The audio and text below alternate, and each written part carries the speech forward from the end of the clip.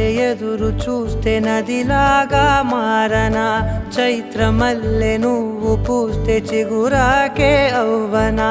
నన్నే వరించే యువరాజును అంట నీ యువరాణి